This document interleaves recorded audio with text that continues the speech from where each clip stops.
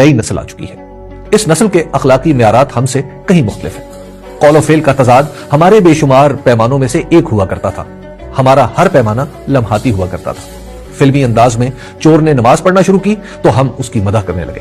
قول و فعل کے تضاد میں مبتلا کسی شخص نے مروت دکھا دی تو خوش ہو گئے۔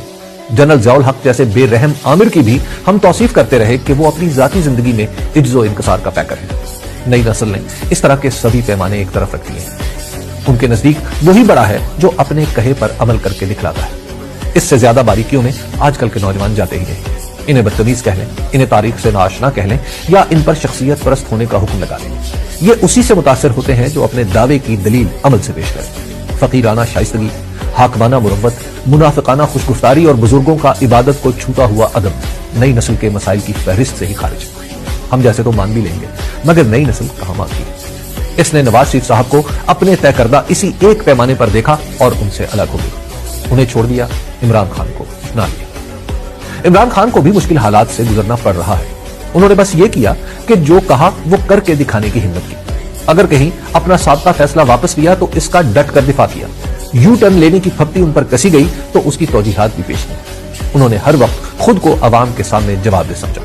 بالخصوص اپریل 2022 کے بعد تو انہوں نے عوام کو ہی اپنی اصل طاقت مان کر سیاست کی۔ پاکستان کے تاریخی تناظر میں یہ ایک مشکل راستہ ہے، اتنا مشکل کہ اس میں جان بھی جا سکتی ہے۔ ایسا کچھ عمران خان کے ساتھ ہوا بھی، ان پر گولی چلی، اب تک وہ جیل میں ہیں۔ ان کی جماعت سے انتخابی نشان لے لیا گیا، ان کے امیدوار الیکشن جیت گئے مگر فارم 47 پر ان کی جیت سب نہ ہو سکی۔ 26ویں آئینی ترمیم اور الیکشن ایکٹ میں ترمیم سمیت قانونی نظام میں ایسی کئی تبدیلیاں کی گئیں جن کا ہدف عمران خان کی ذات یا ان کی جماعت پاکستان تحریک انصاف رہی ہے۔ یہ سب کچھ نواز شریف صاحب کی جماعت مسلم لیگ نون اور پاکستان پیپلز پارٹی نے مل کر کیا۔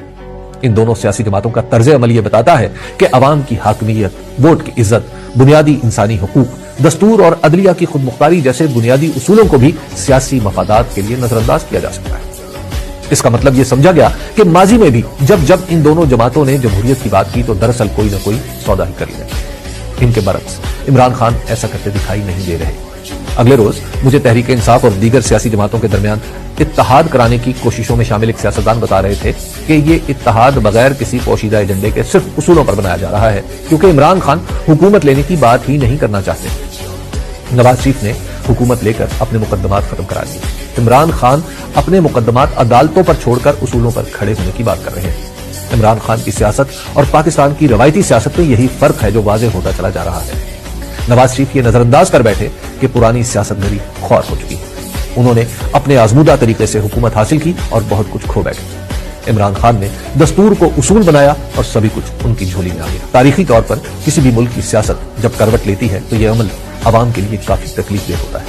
ایک طرف وہ قوتیں ہوتی ہیں جو حکمرانی کو اپنا حق سمجھتی ہیں اور دوسری طرف ریاست کی تشکیل نو کا مطالبہ کرنے والی نئی طاقت۔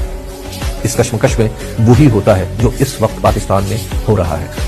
انتخابی طریقہ کار کی پختگی سے پہلے یہ معاملات جنگ و جدل سے نمٹائے جاتے تھے۔ بڑے پیمانے پر انتخابات کا طریقہ مروج ہو گیا تو پھر ہر معین مدت کے بعد انتخاب ہی نئی پرانی قوتوں کے درمیان فیصلہ کن ہوتا رہا۔ عمران خان اسی راستے پر چلے اور 2024 کے الیکشن میں ثابت ہو گیا کہ نواز شریف اور آصف علی زرداری کی قیادت نئے زمانے کے لیے نہیں۔ ان کا انداز سیاست بدلا ہے، نہ انہیں تاریخ کا فہم ہے۔ نواز شریف کی چھتری تلے عہد قدیم کے سبھی عناصر اکٹھے ہو گئے اور عمران خان کی پیروی میں لوگ اس راستے پر چل پڑے جو قانون کی حکمرانی اور جمہوریت کی طرف جاتا ہے۔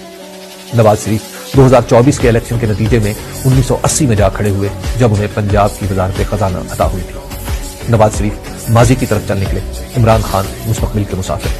تاریخ یہ بتاتی ہے کہ ماضی اور مستقبل کی لڑائی میں جیت صرف مستقبل کی ہوتی ہے۔ شکریہ۔